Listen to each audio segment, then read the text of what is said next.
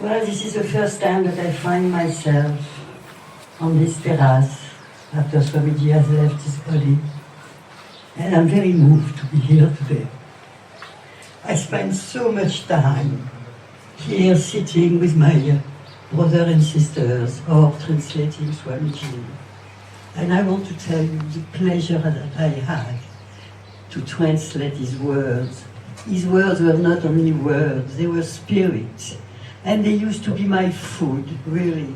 They used to unite me. They used to gather me within. They used to feed me. And it was such a joy to drink at the source. And of course, I was well aware that my understanding, my level of comprehension was where I was standing, to translate Swamiji was you could not really translate him, but I was trying to do my best. And anyway, that was a real privilege that I had for many years, and that will remain ever within, because this is what makes me. मैं गुरु के बिना इस terrace पे बैठी हूँ तो मेरा मन बड़ा द्रवित है।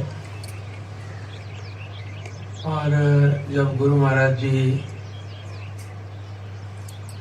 को ये उनका अनुवाद भी करती थी, जैसे मैं करता था, ये भी करती थी। फ्रेंच भाषा में अंग्रेजी से अनुवाद करते थे, काफी समय करते थे। तो बोले थे कि उनको अनुवाद करना तो बड़ा कठिन है।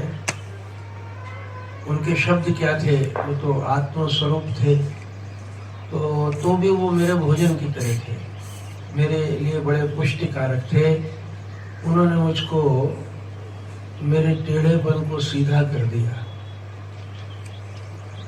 और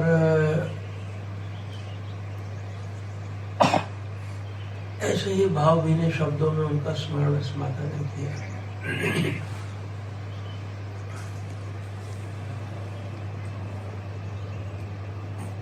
जी Hariom to all.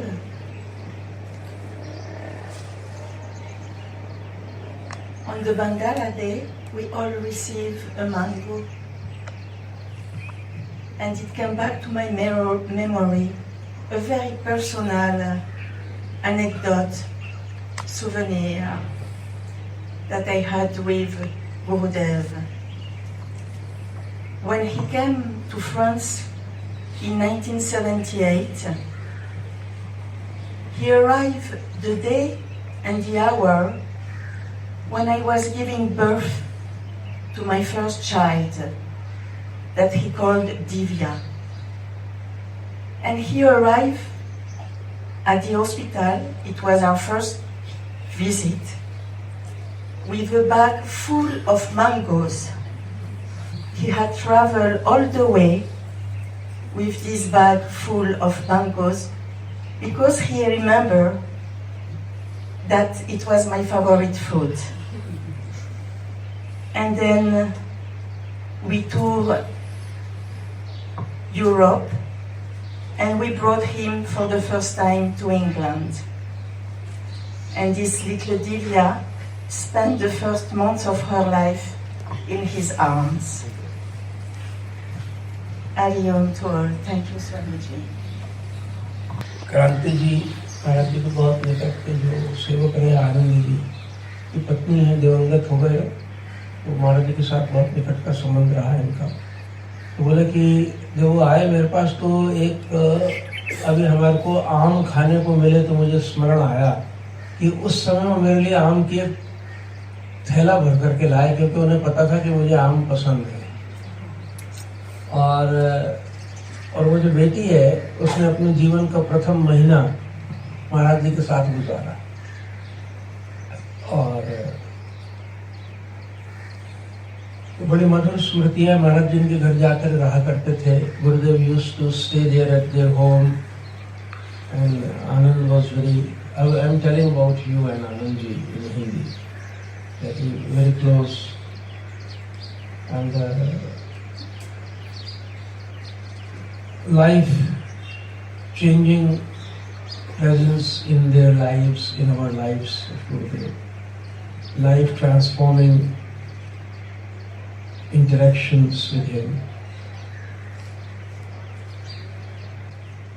Salma ji Israel से हैं, शायद कुछ बोलेंगी. If you feel like, say it. If you don't feel like, don't say it. Very precious. Some people, they don't like to speak, but if you like to speak, you can speak even more. I am sure that Sumedha has the truck full of the things to say, but I am amazed that she stopped so quickly because she has a lot many things to say very poetically in a most beautiful manner. Similarly, Kranti ji, and similarly, I think each and every one of you. So say what you wish to say. So I would like to share how did I know Swamiji. It was in Jerusalem, and I wasn't interested in him. I knew nothing about what Guru is, and Which year? it was 92, 1992. and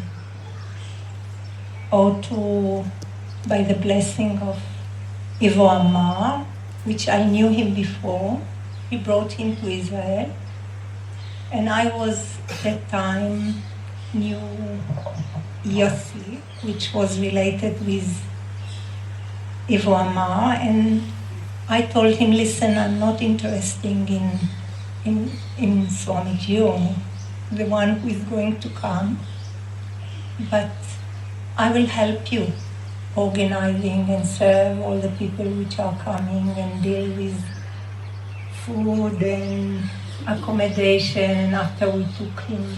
There you fell. So when he came at the same day, I was much more busy with all the devotees, and actually I wasn't interested. So in the morning, after the hall was very much perfect, organized, and I thought I'm not very much interested, so my service is to be near the door, and if someone needs something or whatsoever, I will sit there and I will be in commando service. And moreover, meditation was for me only for people which are little You said so many times, I am not interested, as if you had made a resolve that I make a resolve not to be interested. But in spite of that, it broke down. Like and on top of it, sitting meditation was for me for people which are a little lost and know nothing what to do in their life. So I never before said meditation.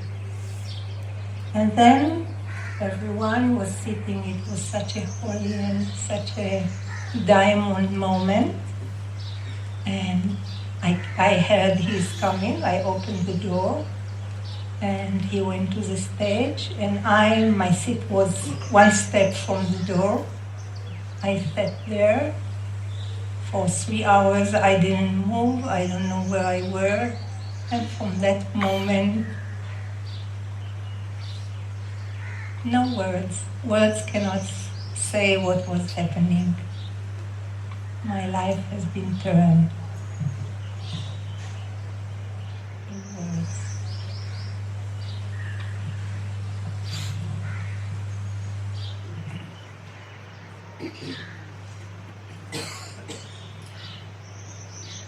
ये बता रही हैं कि 1992 में पहली बार, इनका नाम सलमा है, ये इजराइल से हैं, इनके पति ईगल शनि ओरिया, इनकी 2 बेटियां हैं, शनि और ओरिया, सब महाराज जी के सेवक। पहली बार 92 में इवान अमर, इनको हम आनंद जी भी कहते हैं, उन्होंने महाराज जी के वो सेवक थे, पश्चिम के प्रसिद्ध संत थे, गुरुदेव को निमंत्रित किया यरूशलेम में। तो इन्होंने योसी करके हैं जो आनंद जी से जुड़े हुए थे, तो इन्होंने बोला देखो मेरे को गुरु में कुछ दिलचस्पी नहीं है, और फिर भी तुम्हारी मेरी मित्रता है तो मैं तुम्हारे से थोड़ी सी चाय पानी में मदद कर दूंगी, दरवाज़ा खोल दूंगी, बाकी मेरी गुरु में कोई दिलचस्पी नहीं है। इसने 5 बार बोला कि जैसे इसके अहंकार ने संकल्प कर लिया हो कि मेरी इसमें कोई दिलचस्पी नहीं है। यहीं से ये फंस गई, ये संकल्प करना ही इसके लिए गड़बड़ हो गया, क्योंकि ये शायर ने बोला है उल्फत न सही नफरत ही सही, इसको भी मोहब्बत कहते हैं, तो लाख छुपाए भेद मगर हम दिल में समाये रहते हैं। तो फिर इसने बोला कि महाराज जी मैं दरवाजे पे थी, मैंने दरवाज़ा खोला, महाराज जी सेंट्रल स्टेज पे जाकर के बैठे, मैं उनसे थोड़ी दूर बैठी, 3 घंटे निकल गए, मुझे पता नहीं लगा। वो दिन था जब मेरी पूरी जिंदगी का रूपांतरण हो गया, और उसके बाद इन्होंने कुछ भी उनके बारे में नहीं बताया। ये सब अत्यंत सुंदर साधकों का इनका जीवन है, बड़ा सुंदर जीवन है। 5-5, 7-7, 8-8 बाबा भूमन शाह जी की ये जन्मदिन मनाया करते हैं, अपने घरों में उत्सव करते हैं, प्रतिदिन 5-7 घंटे ध्यान में बैठते हैं ये विदेशी भक्त। इनका जीवन बड़ा पवित्र है। तो उस मौनधारी महापुरुष ने कैसे अपनी मुस्कुराहटों से लोगों को मारा है, उसका नमूना है ये।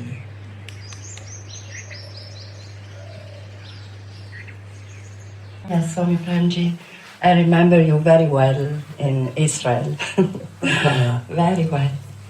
I would like to continue after Salma because we were together when we knew Yes.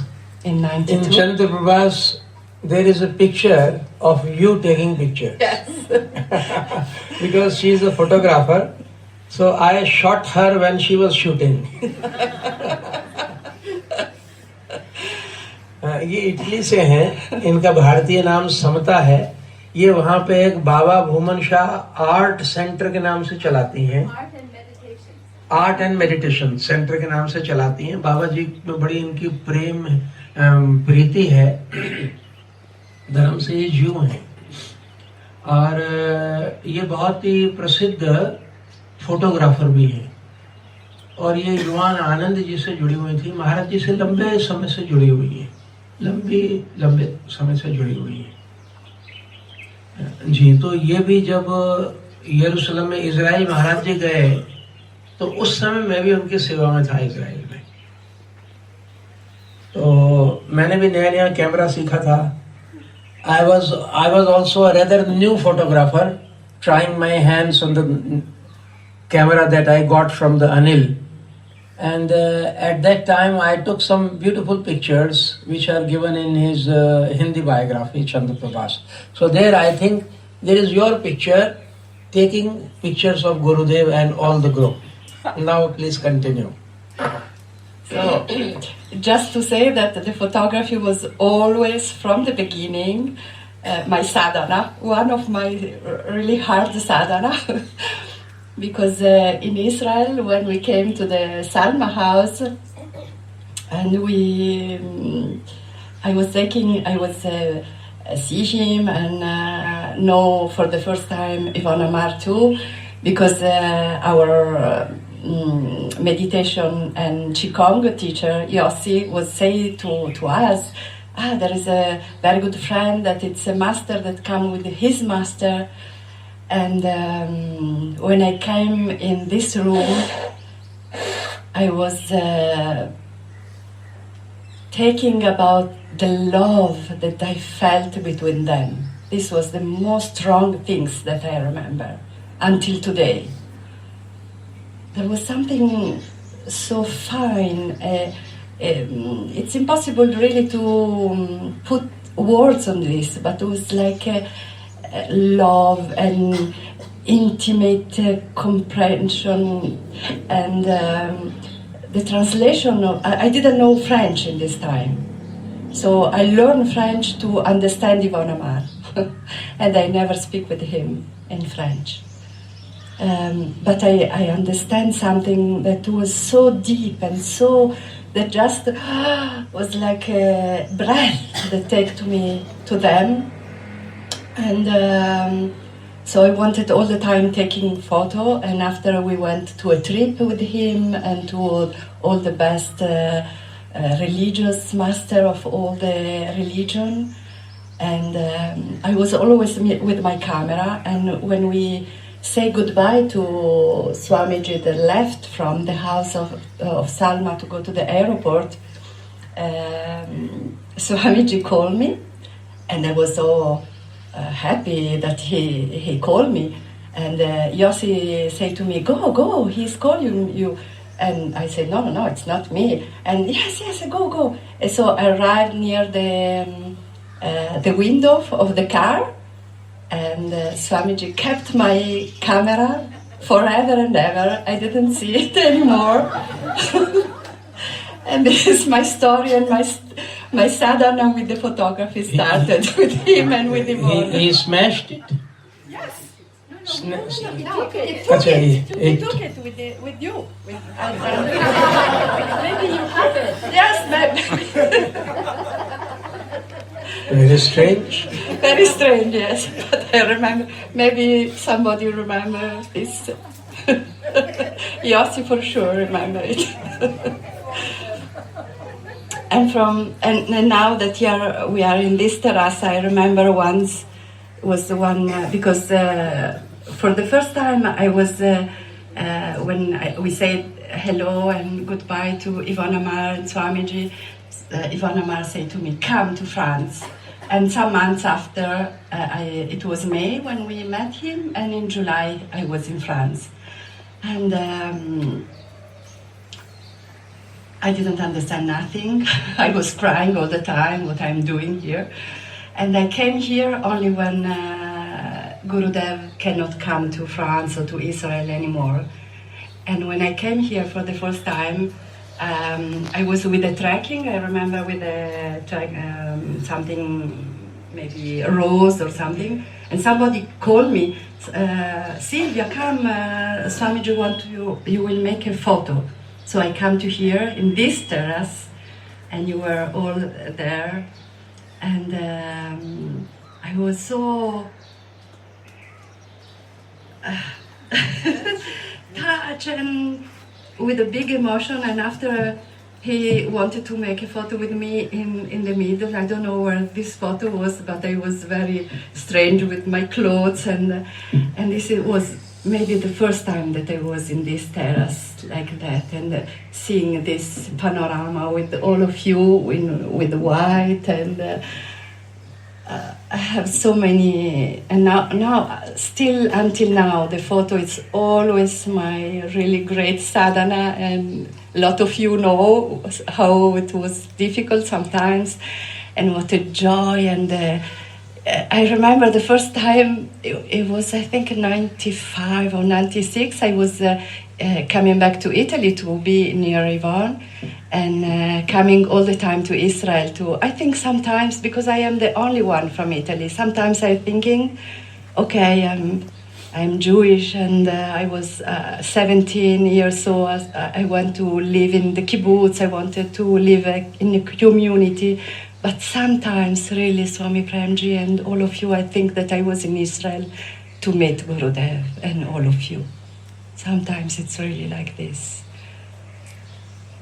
Car में बैठे इजराइल में, ये वहीं थी, तो महाराज जी ने इसको इशारे से बुलाया, तो योसी वो आनंद जी के शिष्य थे और वो कंडक्ट कराते थे उनकी, और वो उनको आगे लोगों को कुछ बतलाते भी थे, उनको गाइड भी करते थे, मेडिटेशन टीचर भी थे। तो उन्होंने बोला भाई आपको बुला रहे हैं ये, बोला मेरे को कैसे बुला सकते हैं। बुलाया उसको, उसका कैमरा छीन लिया, ले लिया। हाँ, तो महाराज जी तो ऐसे ही काम करते थे, उसको छीनना ही ज्यादा उचित होगा बोलना, और दिया ही नहीं वापस, फिर नहीं दिया वापस, और इसने उसको बहुत ही अच्छा माना। और फिर बाद में ये भारत भी आई और बोलती कि मेरा जो इजराइल जाना था वो कोई इत्तेफाक नहीं था।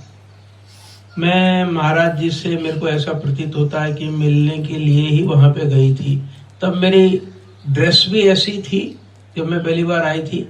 तो एक बार यहाँ पे भी इसने अपने इसी जगह टेरेस के भी इनको स्मरण हुआ कि जब ये भारत आई पहली बार, और जब इनको लगा कि अब स्वामी जी पश्चिम में नहीं आएंगे तो ये फिर खुद भारत आई और यहाँ पे उन्होंने महाराज जी की भी चित्र खींची और इनके गुरुदेव के साथ इनका भी एक चित्र है, ऐसा इनको स्मरण आता है। शायद मैं ठीक समझ रहा हूँ कि नहीं, बस पूरा जीवन स्पर्श किया हुआ है महाराज जी का। उनकी मुस्कुराहटों पे निसार हैं लोग। अगर एक लफ्ज में एक लाइन में अनुवाद करूं तो उन पे निसार है, उन पे कुर्बान है। वो सिस्टर रुपए का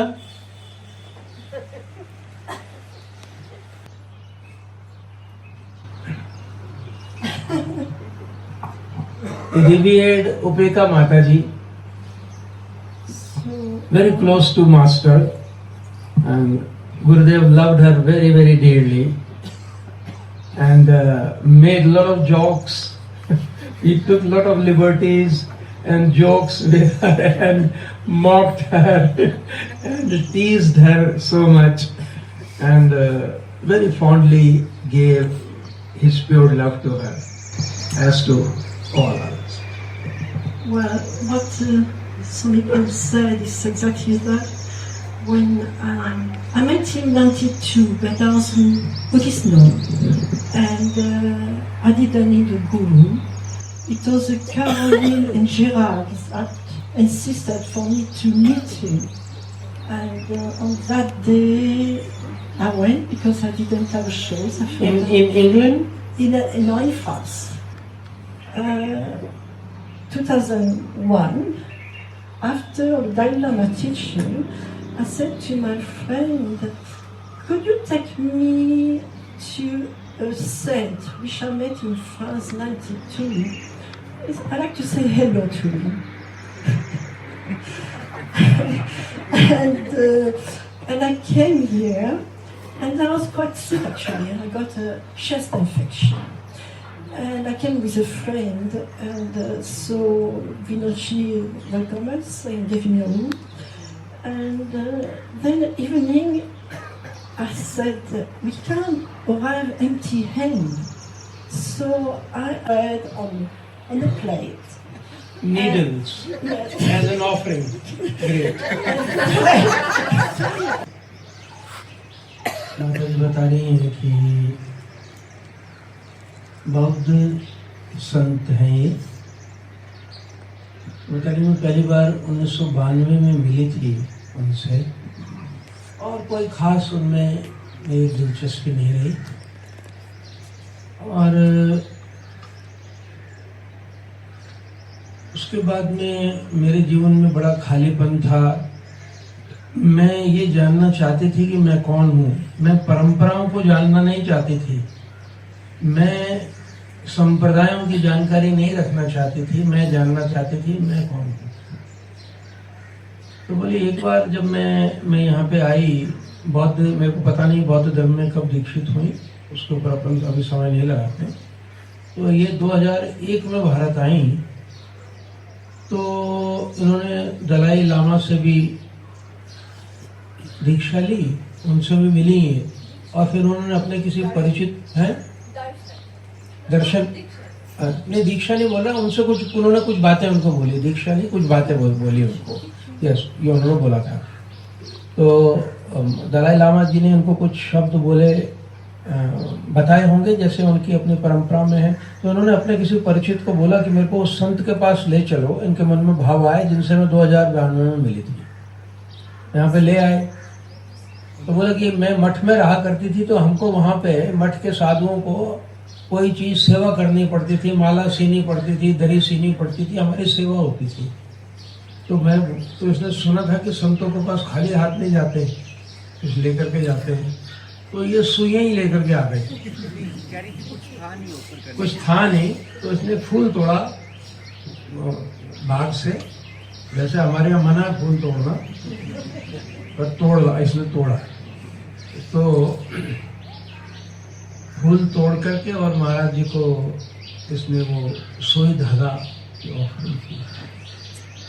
सुई धागे की क्या ऑफरिंग की? स्वामी जी ने इनके जख्म सी दिए सारे,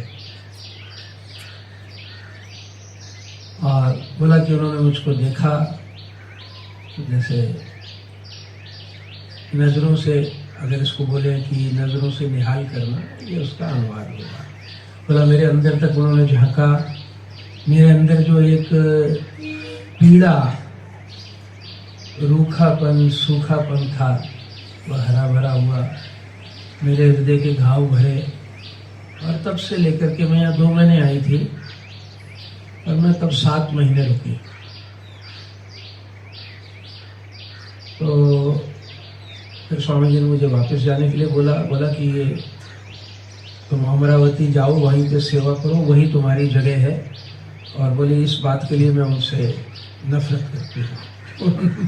प्यार से बोले ये एक प्रतीक, ये काव्य में एक तरीका होता है प्रेम जताने का, उसको उल्टा मत नहीं समझना। बोला उनकी इस बात के लिए मेरे को उनसे बहुत मैं नाराज हूँ। स्वामी जी ने उनको वापस भेजा। संत तो सब तरीके से मदद करते हैं, कभी हाँ करके, कभी ना करके, कभी दिल तोड़ करके, कभी जोड़ करके। उसके बाद ये लगातार आती रही और बोला तब से वो मेरे साथ हैं, आज भी हैं, जहाँ पर मैं होती हूँ मेरे साथ होते हैं। मेरे जीवन को उन्होंने सरस बनाया है। देखिए इन बातों में कोई आपको चमत्कार नहीं मिलेगी, देखो। और जब हम जीवन में छोटी छोटी बातों को ढूंढते हैं तो इन बातों को मिस कर देते हैं, इन गहरी बातों को। मुझे ध्यान आता है विवेक का। विवेक विदेशी भक्त है। I remember Vivek, he is also a lover of meditation like Sharma. He many times he would skip even the satsang also in favor of talking to God back in the meditation hall. So I used to imitate all my friends, including my master, as you know. Sumedha, I used to make mimicry of Sumedha, Mongaji. All. So he used to say, look, once he was going near the Langar Hall, look for me Prem. Bolo bhai kya? Beautiful ashram, beautiful food, meditation, awareness, beautiful master, finish. And he went ahead and I went my way. That used to be the nature of very precise communication between him and me.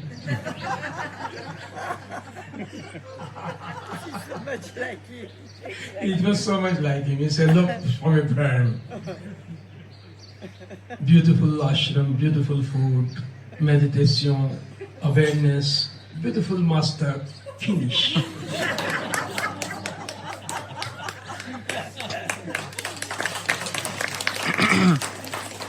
And he said me, look, when I first saw Chandra Swami, an intuition hit me that this man knows me completely. I am naked before him. He can see through me. And says, this feeling helped me totally surrender to Chandra Swami. He says that I was naked before him. I'm using the words of Vivek in his absence. Exact words. He's hearing you now. Tell him. Yes, he will. I will. What was his French name? Alan. Alain Lahamani. Lahamani. French. तो विवेक महाराज जी के बड़े प्रिय शिष्य हैं, बहुत भजनानंदी हैं। यहाँ आते तो 8-8 घंटे प्रतिदिन ध्यान करते हैं। देखो हमारे को भारतीयों को सीखने वाली बात है उनसे। हम लंबी चौड़ी कितनी बात करते हैं, गप्पे मारते रहते हैं, 2 मिनट का टाइम मिल जाता है तो किसी न किसी को हम किसी को चारा डालते हैं, वो बात उलझा करके उसके साथ में बात करते रहते हैं 20-20 मिनट, 1 घंटा। वो यहाँ भजन में भी नहीं आता था, उसको इतना प्यार था भजन से, सत्संग में भी नहीं आता था। और मेरे को बोलता था कि Swami ji excuse me, I enjoy meditation. मैंने कहा कि it is the fruit of satsang, enjoy it. Although it is as much a grace to see Swamiji, it is like meditation also. If you have that orientation, it was a meditation. Well, मैं हिंदी में बोल रहा हूँ। तो बोलते थे कि जब मैंने चंद्र स्वामी जी को, गुरु जी को पहली बार देखा है, संत को, तो मुझे लगा कि मैं इसके आगे नंगा हूँ। मेरी छोटी से छोटी, गंदी से गंदी, अच्छी से अच्छी सारी बात ये जानती है। उसकी नजर बर्छी और तलवार की तरह तीखी थी, मेरी पूरी आत्मा में घुस गई। तो बोला तभी से मैंने उनके प्रति आत्मसमर्पण कर दिया, क्योंकि मुझे लगा कि ये मुझे पूरी तरह जानते हैं। और फिर वो यहाँ पे बड़े लंबे समय तक बात होती थी, मेरा उससे बड़ा प्यार था। वो 2 महीने में आते थे, मुझे उनका स्वभाव पता था, उसको मेरा पता था कि मैं कितना व्यस्त रहता हूँ, लेकिन हमारा बहुत प्यार था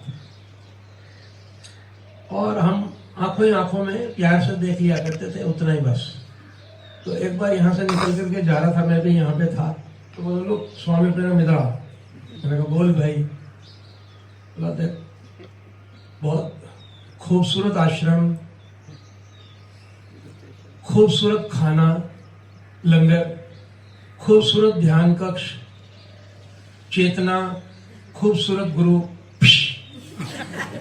इसका कोई अनुवाद नहीं हो सकता। और चला गया, वो भी गया, मैं भी अपनी तरफ चला गया। ये कम्युनिकेशन हो गया हमारा, ऐसे ही करता था। कभी कभी वो मेरे पास आता था और मैं बोलता था स्वामी प्रेम इधर आओ। बहुत दिन हो जाते थे मिला नहीं, और आकर के हाथ पकड़ लेता था, तो बस यही करना था, जाओ। Sometimes he would call me because even when he lived here for 2 months, we rarely talked. He loved meditation and I was busy always, here and there, and I am also not fond of talking very much. Although I talk very much, but I am not so fond of talking. It is very strange. Yes, because I talked a lot, but I don't like to find opportunities to be talking and talking. So sometimes he would come and call me and hold my hands and say, just that's why we finish. It was like that.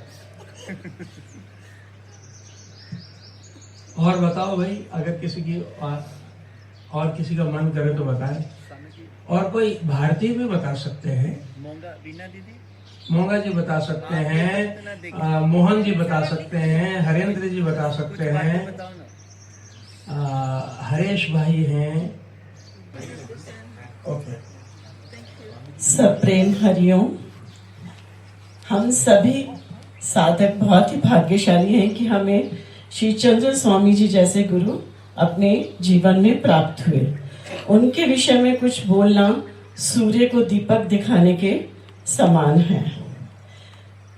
मेरे पूरे जीवन पर स्वामी जी का बहुत बहुत आशीर्वाद रहा।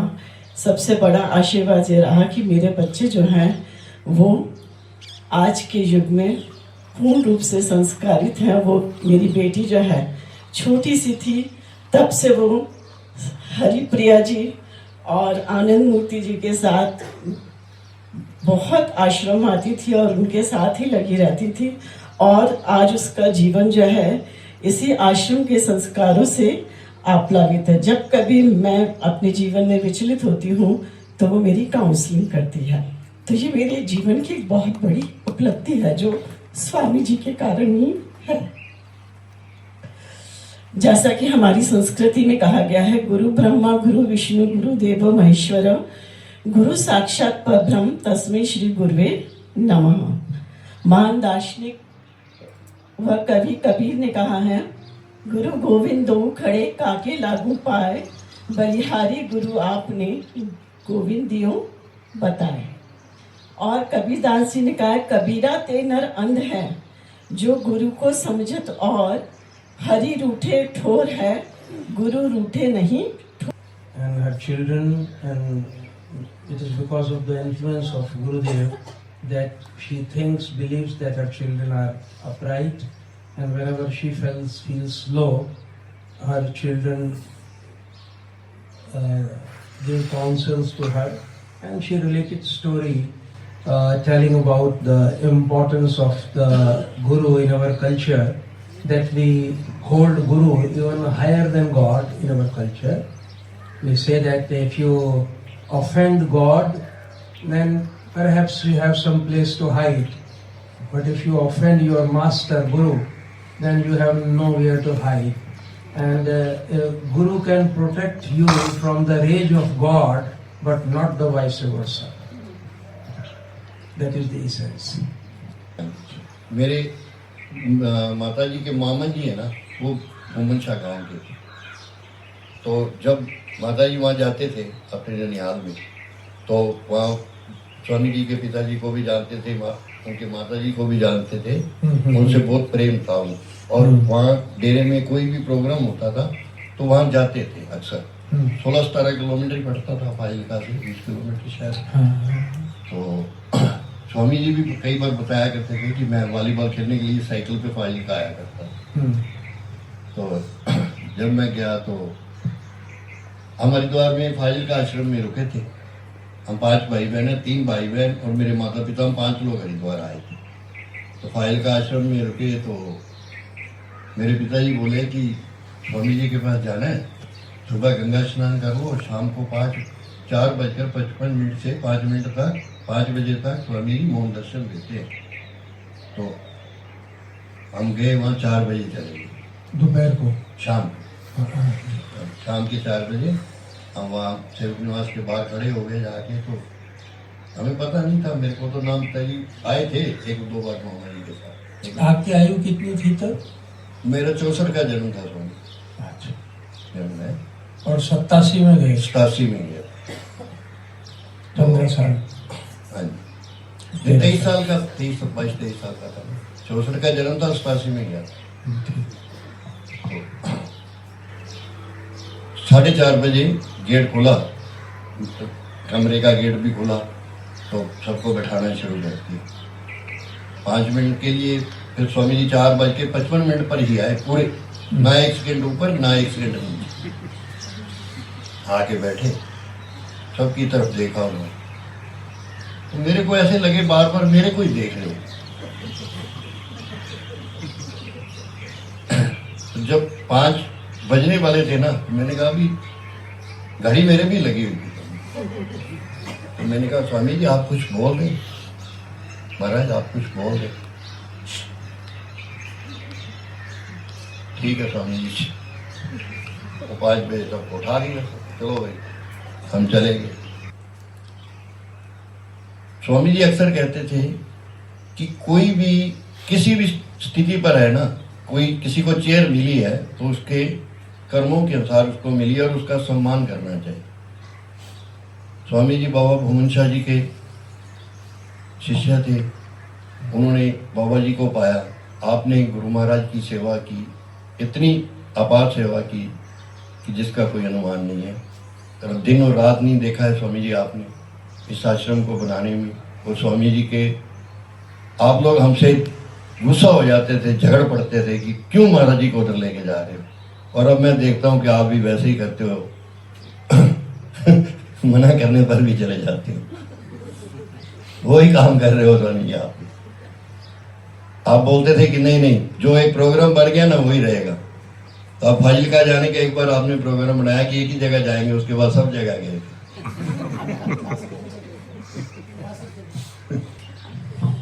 तो ऐसी सेवकों को बहुत प्यार करते थे, इतना थक जाते थे। हैं बाजी का हमारे घर में रुके थे जब हाँ जी हाँ जी, आपके यहाँ बड़ा कीर्तन हुआ था खूब दबा करके। सब 2001 या 2000 की बात है या 2004 की बात है। तो महाराज जी और आप ऊपर हाल के कमरे में रुके थे, आपको वहीं ठहराया।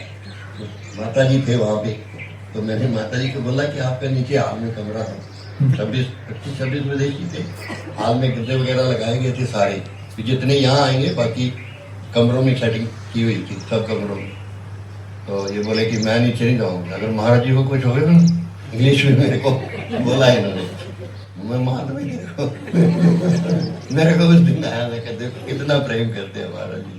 मेरे को बोले महाराज जी को कुछ, मैं नीचे नहीं जाऊँगा। In early 90s, मैं यही सोऊंगी। you also visited, you accompanied along with about more than 20 foreign devotees to Punjab and Haryana trip with Gurudev, you, Sumedha ji, and he remembers that he offered you that there is arrangement for your lying down and taking a rest down, but you then he remembers then you said, no, I will stay with Gurudev and I would see whether he is comfortable or not. So he remembers that. महाराज जी हरिओम। अभी रात को मैं और विजय और खैत हम अपने मतलब बचपन की करतूतें याद कर रहे थे। तो मतलब हम मूर्ख ही थे जी, आप भी हमें मुक्के मारा करते थे, हम आपके कमरे में, स्वामी जी कमरे में हम मतलब क्या ही करते थे मतलब तो हम उनके कमरे में भी चले जाते थे कि महाराज जी क्या रखा हुआ सामान लाओ खिलाने को, आपके कमरे में चले जाते थे, सब ऐसे चलता रहता था। तो मतलब हम मूर्ख थे और फिर भी महाराज श्री हमारी बातों को सुनते थे, हमारे खतों के जवाब देते थे और ऐसी बहुत सारी बातें हमने याद करी। तो मेरी बजाय मैं सोचता हूँ कि विजय ने कुछ बातें याद करी कल, तो वो 1-2 बातें आपसे शेयर करें। बोल। हरिओम। बताने को तो काफ़ी वाक्य हैं, बट एक तो मैं शेयर करना चाहूँगा जी, क्योंकि सारे बताने के लायक नहीं है जी तो हम सभी बातें करते हैं कि थोड़ा ऊंचा बोल, मैं ऊंचा सुनता हूँ। ऐसे माइक कभी बोला नहीं इसमें तो सभी से बताते हैं कि जैसे महाराज जी के साथ अपनापन रहता है, तो हर एक बात शेयर कर देते हैं। तो ये बात मैं बताने जा रहा हूँ, आई थिंक 12 की 2012-11 के आसपास की थी। तो मैं पापा के साथ आया था जी, तो आए शाम को आए थे 5-1 बजे जी। तो उसके बाद पापा ने बोला कि महाराज जी मुझे आपसे बात करनी है। तो महाराज जी ने टाइम दिया जी 6:10 का हमको जी। तो 6:10 पापा महाराज जी के साथ लाइब्रेरी में बैठे हैं जी। तो जब उनका टाइम पूरा हुआ जी 20 का, तो मैंने गेट नॉक किया जी। तो उन्होंने बोला आप खड़े हो, आपका टाइम पूरा हो गया, अब इसकी बारी है। तो वो पास में ही बैठे हैं, तो मैं उनको बोल रहा हूँ इनको पहले बाहर भेजो तो वो खड़े होके पीछे खड़े हो गए। आपके पिताजी का ही? जी जी। आपने गुरु से बोला कि मेरे पिताजी का मतलब हो गया टाइम पूरा, ठीक है। मैंने तो कहा पीछे जाके खड़े हो गया, तो मैंने बोला अभी नहीं गए ये तो कहने का मतलब है कि हम लोग ऐसी बातें जो माँ बाप से भी नहीं करते, वो ऐसे गुरु से किए हुए। तो महाराज जी के साथ ऐसा था, बच्चे माँ बाप की शिकायतें लगाते थे गुरु महाराज जी से, और माँ बाप बच्चों की शिकायतें लगाते थे कि ये हमारी बात नहीं मानते। बच्चे बोलते थे हमको चीज नहीं दिला करके देते, दिन भर इधर उधर रहते। दोनों एक दूसरे की, महाराज जी को कॉमन उनकी दोनों की बातें शिकायतें सुनते थे, झगड़े सुन जाते थे। मैं Once he had long back he sought time from Gurudev. He also sought, his father also sought. Gurudev was very precise. Okay, so his father 10 minutes for you and 10 minutes for him. So when at 6:10, 6 o'clock, and so when the 10 minutes were over for his father, he knocked, tuck, tuck, tuck, tuck, tuck. So Gurudev said to his father, now go out, get out, now the time is for your son. So he did not go, then he told him, requested Gurudev to please tell him to go out. So he got out, he stood up but did not go completely out, he was standing. So he again asked Gurudev, not to his father, he asked Gurudev, please tell my father to completely get out. So they had a sort of claim on Gurudev more than on their parents. So it was very common for the parents to lodge complaints against their children with Gurudev, and it was more common for the children to lodge complaint against their parents to Gurudev. उन्हीं दिनों की बात है जी, एक बार मैं मोर पंख लगा था जी, 3 मोर पंख थी। तो स्टूडेंट थे, पैसा था नहीं उन दिनों में जी, तो हम ऐसे इकट्ठे करते थे पैसे, छोटा सा कुछ भी ले आना जी। तो मैं एक बार मोर पंख लेके आया, जहाँ पढ़ता था वहाँ पे एक पार्क था, तो उसमें से इकट्ठे करके लाया जी। तो मैंने स्वामी जी को बताया कि मैं इस तरह मोर पंख लेके आया हूँ, लेकिन मुझे शर्म आ रही है जी, ये बहुत छोटी भेंट है जी। तो स्वामी जी ने मुझे थोड़ा फोर्स भी किया, यू शुड गिव बैक, आपको देना चाहिए। तो किसको? गुरु को देना चाहिए? महाराज जी को जी। किसने? आपके मित्रों ने बोला? नहीं, स्वामी जी ने जी। मैंने स्वामी जी को ऐसे बोल दिया कि मैं इस बार कुछ लेके नहीं आया, मेरे पास सिर्फ मोर पंख हैं। तो उन्होंने बोला कि नहीं, आपको देना चाहिए महाराज जी को। तो मैं 3-4 दिन ऐसे ही निकाल दिए जी। तो फिर लास्ट के दिन इन्होंने खुद महाराज जी को बोला कि ये आपके लिए मोर पंख लेके आए हैं। तो इतने बड़े संत जी, जिन्होंने मैं कहता हूँ आधा पौना घंटा उन 3 मोर पंखों पे निकाल दिया जी, उसी से खेलते रहे। कभी उनको सिर पे लगा रहे हैं जी, कभी उनको झुला रहे हैं जी, कभी क्या कर रहे हैं, कभी क्या कर रहे हैं। तो मेरे कहने का मतलब ये है कि एक छोटी सी भेंट भी उन्होंने इतना प्यार दिया उस चीज को जी, कि जिसको हम देखो, ये सिद्धांत है, जिसको कुछ नहीं चाहिए वो हर चीज मिलने से खुश हो जाता है। जिसको कुछ चाहिए वो उसी चीज को मिलने से खुश होता है। उनको तो कुछ नहीं चाहिए। तो मोर पंख को अंग्रेजी में क्या बोलते हैं? Peacock feather.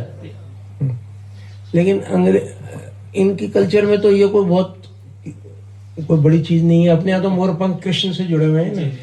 In India we very much love small pieces of the peacock feathers because of its association with Lord Krishna. He used to decorate himself, embellish himself. It was an embellishment of Lord Krishna.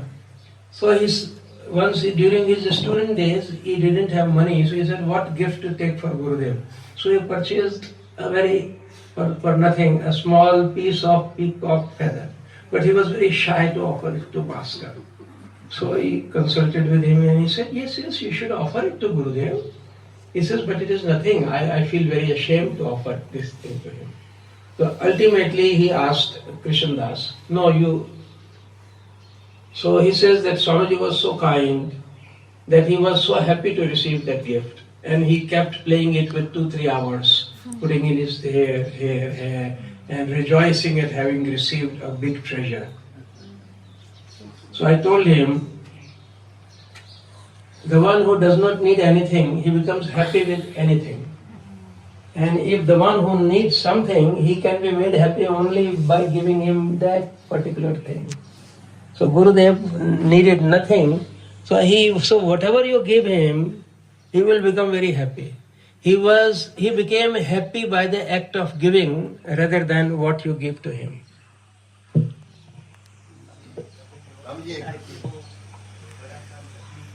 बहुत सारी चीजें. And he used to say rejoicingly, whatever I have in my room, it is all given as a gift. And then he would count out this bed sheet, this chair, this cushion, this cloth, blanket, pillow, cot, and everything. He never forgot whatever he received from anyone. He had a divine quality. He would never ever forget, even as much as a casual smile. तो मैंने महाराज जी को एक बार बोला कि सुबह Swami ji walk पे जाते थे, तो मैंने कहा कि महाराज जी मेरे को जूते दिलवा दो. मैंने कहा मॉर्निंग वॉक पे जाते हैं तो मेरे को बोलते हैं कि साधु को किसी से कुछ मांगना नहीं चाहिए.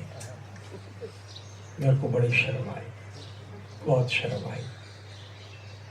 एक बार और जोत के लिए मैंने घी मांगा कि मेरे को देसी घी दो जोत के लिए. तो बोला साधु के लिए पूजा आरती करने की जरूरत नहीं है, भजन करो। नहीं दिया घी। ये मैं उनकी महानता बताने के लिए बोल रहा हूँ कि साधु को कैसे तैयार करते हैं कि उसको कोई बोला कि धूप अगरबत्ती किसी से नहीं मांगनी चाहिए साधु को। बोला कि वो दूसरे लोग करते हैं, गृहस्थी लोग करते हैं ये सब उपचार, आपको जरूरत नहीं है। और जूते भी नहीं दिलाए। तो ऐसे वो सिखाते थे कि हमारे को कैसे त्याग पूर्वक रहना चाहिए। गुरु महाराज जी ने स्वयं पहले 3 साल तो हाथ ही नहीं लगाया पैसे को, छूते भी नहीं थे ऐसे, मतलब ऐसे भी नहीं छूते थे जी।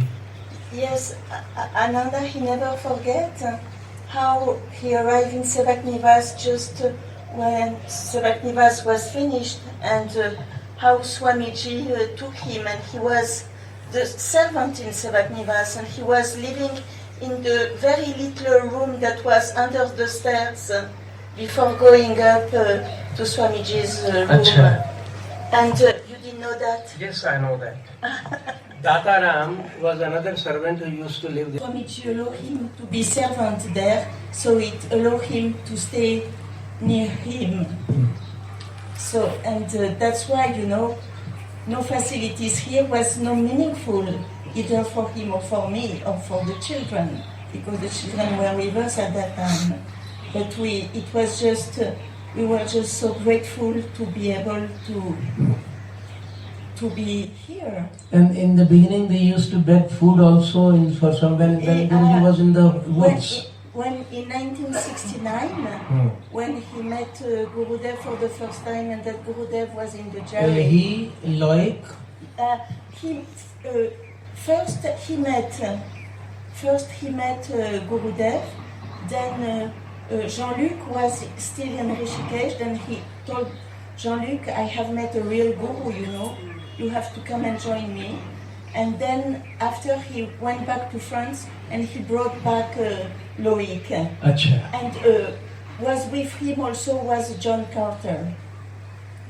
John of England. Yes, of England. And then after they lived John in Luke was his name now, Anand Murthy. No, John Luke name. भाष में आपने उनके बारे में पढ़ा होगा, उनके संक्षिप्त जीवन के बारे में। तो इसके बारे में बताया है इन्होंने कि इन्होंने शिवानंद आश्रम में किसी महिला ने पहली बार बोला कि भाई एक ये बड़े संत हैं, एक बहुत बड़े संत हैं, गुरु हैं। उसने पूछा होगा आप उनके दर्शन करो, और उनकी एक किताब मेरे पास है, प्रैक्टिकल अप्रोच टू डिविनिटी। तो उसने बोला रात भर बैठ करके उसने उस किताब के हाथ से लिखी। उसने बोला कल वापस चाहिए, तो वापस दी।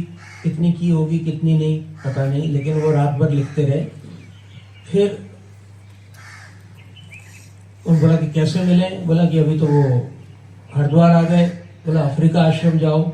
अफ्रीका आश्रम में पता लगा अफ्रीका आश्रम चुप कर रहने महाराज जी का कोई होगा थोड़ी देर 5 मिनट और बात करने दे बस। तो अफ्रीका आश्रम सेवक निवास आश्रम के पास में था। तब महाराज जी 1969 में जंगल में रहा करते थे। तो अफ्रीका आश्रम और सप्तऋषि आश्रम, ये 2 आश्रम गुरु महाराज जी से जुड़े हुए थे। कभी इनके जो भक्त आते थे तो वो यहाँ से आवश्यक जानकारियां प्राप्त कर लिया करते थे। अफ्रीका आश्रम के स्वामी दिव्य प्रकाशानंद जी गुजरात के थे। वेदांती, धुरंधर वेदांती तपस्वी संत थे। रात के 1:30 बजे उठ करके योग वशिष्ठ का पाठ भक्तों को सुनाया करते थे। शुद्ध वेदांती संत थे। तो उनको बोला कि भाई अभी कश्मीर गए हुए हैं, कभी भी आ सकते हैं, तो आप जब तक यहाँ रुके हुए थे। तो एक मैसेज आया कि चंद्र स्वामी जी आ गए, अपनी झाड़ी में जंगल में वापस जाने के वाले हैं, आप आकर के दर्शन कर लो। आए, दर्शन किए। तो बोला जब मैंने उन्हें देखा तो मेरे मन में ये बात आई कि मैं इस आदमी को कभी भी इसको झूठ बोलने की मेरे में शक्ति नहीं है। मैं जिंदगी में इस आदमी से असत्य वाचन नहीं कर सकता। जैसे हम इसको भाव क्या है, तो कभी हम किसी के आगे कोई व्यक्ति आता है स्वामी जी के पास, तो बोलता है ना, स्वामी जी आप सामने बैठे मैं कोई झूठ बोल सकता हूँ? मंदिर में जाके हम बोलते हैं कि भाई अब यहाँ भी हम मंदिर में गुरुद्वारे में खड़े होकर झूठ थोड़ी बोल सकते हैं। तो उस अर्थ में उसने बोला कि जब मैंने उसको देखा संत को, तो मेरे हृदय ने बोला कि मैं इसको कभी झूठ नहीं बोल सकता। ये खुदा है, रूप है। गए वापस, उसके बाद ये वापस वहां से चले गए, फ्रांस गए। कुछ पैसे नहीं थे पास में, कुछ पैसे नहीं थे, छोटी सी तो उम्र थी, टीन्स थे। How old was Anand ji in 69? He was 19 years old. 19 years old, 19 साल की उम्र थी। तो भगवान की कृपा से, एक लंबी चौड़ी कहानी है, उसमें टाइम बहुत लगेगा, उसका संक्षेप कर रहा हूँ। एक कैनेडियन,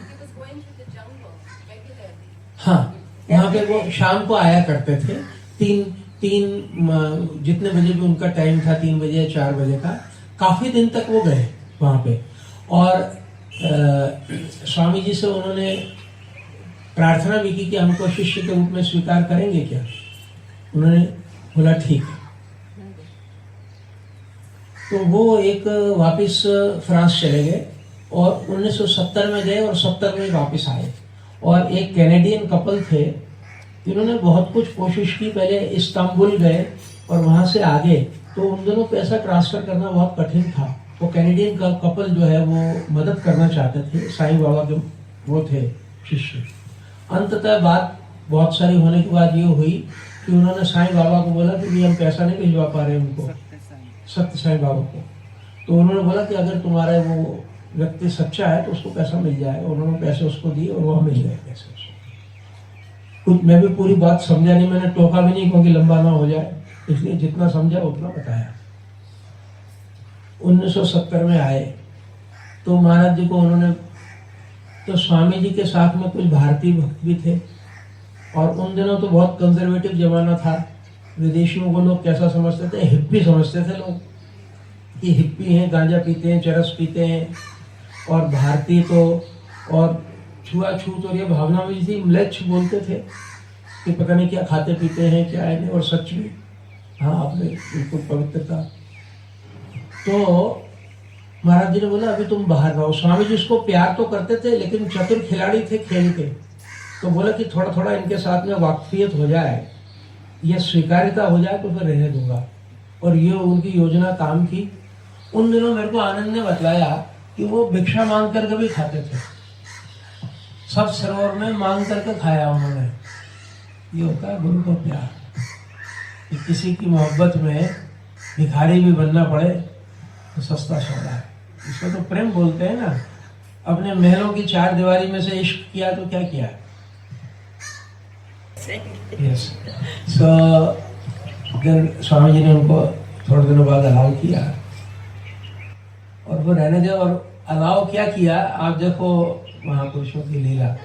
उसने बोला कि मैं यहाँ तुम्हारे यहाँ नौकर का काम करूंगा, मेरे से नौकर का काम ले लो।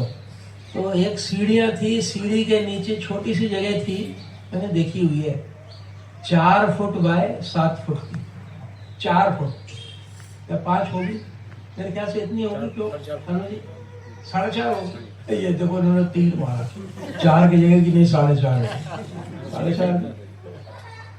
तो उसके अंदर वो रहे और सारे काम करते थे, आश्रम के नौकर के काम करते थे, भजन भी करते थे। तो आध्यात्मिक जीवन तो तिरस्कार के अंदर ज्यादा फलता फूलता है। तो उसके बाद वो वहां पर कुछ महीने रहे और मेरे को मोंगा जी ने बतलाया कि उन दिनों मोंगा जी से उनका बड़ा प्यार था। मतलब नौकरी करने में सिर्फ इतना फर्क है कि उन्होंने नौकर जैसा काम किया, वेतन नहीं लिया, इसलिए वो तो नौकर कहाँ रहे, सेवक हो गए। नौकर तो पैसे लेता है। और तो वो कुछ महीने रहे वहाँ। उस समय उन्होंने बहुत कठिन तप किया, खूब साधना की, महाराज जी के निर्देशन में रहे, फिर वो वापस गए और फिर स्वामी जी ने बताया, सभी को बताया कि उनको बहुत बड़ा आध्यात्मिक अनुभव भी हुआ। और फिर आध्यात्मिक साम्राज्य की, अध्यात्म के अंदर कुछ बातें ऐसी होती हैं जो किताबों से समझ में नहीं आती, कुछ नहीं सारी। आप भजन के साथ साथ किताब भी पढ़ते हो तो अच्छी बात है। तो किताबें उसकी पुष्टि कर देती हैं कि हाँ उन बारीकियों में, और जिसको अनुभव नहीं है वो उन बातों को कभी सीख नहीं सकता, जान नहीं सकता। तो जब मैं आया महाराज जी के चरणों में तो उसके थोड़े 2-3 वर्ष में उनका शरीर छूट गया। तो मेरा उनसे बहुत लंबा एसोसिएशन नहीं रहा, तो लंबा नहीं लेकिन गहरा रहा, थोड़ा सा ही रहा। उनका जीवन मैंने चंद्र प्रभास में दिया है, लेकिन ये बातें उसमें नहीं है। चंद्र प्रभास तो मैंने महाराज जी के चरणों में 13 साल रहने के बाद ही लिख दी थी। 2001 में लिखी गई थी, 88 में आया था तो जैसा, तो बहुत सारी बातें उसमें नहीं भी लिखी थी। वो बाद में कमी हमने बाद में पूरी की और फुटप्रिंट्स टू इटर्निटी में की, लेकिन वो भी पहले के जीवन की बातें हैं, बात कुछ नहीं है। तो ये बात साधना ज्यादा इधर भारत में रहेगी। हाँ, साधना वहाँ पे भी की बात। हाँ, I also told them that Gurudev told me, I told them that Gurudev told me that Anand had a very high spiritual experience and it gave him rare insight into the spiritual into the field of spirituality, which are even the great scholars and philosophers, they lack that subtle understanding and clarity about the world of spirit. Present in everything in this ashram and in the form of all of you also. मंगलमय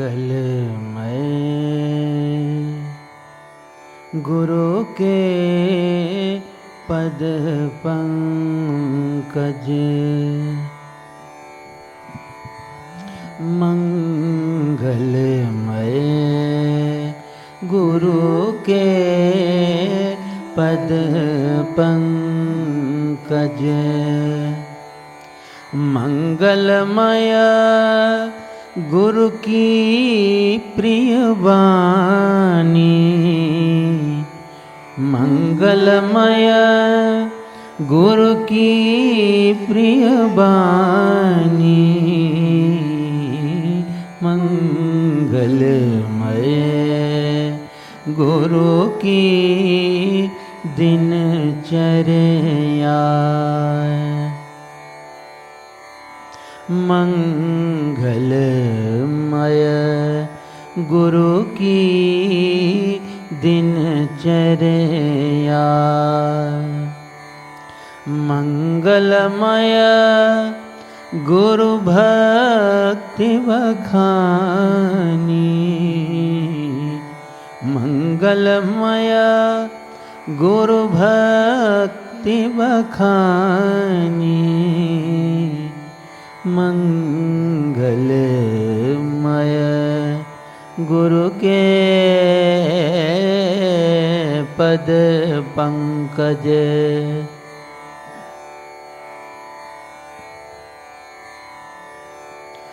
मंगलमय गुरु के शुभ दर्शन, मंगलमय गुरु के शुभ दर्शन, मंगलमय गुरु कीर्ति अमानी, मंगलमय गुरु कीर्ति अमानी, मंगलमय नभ से शिखलो, मंगलमय नभ से शिखलो, गुरुमूर्ति वेद पुराण गानी मूर्ति वेद पुराण गानी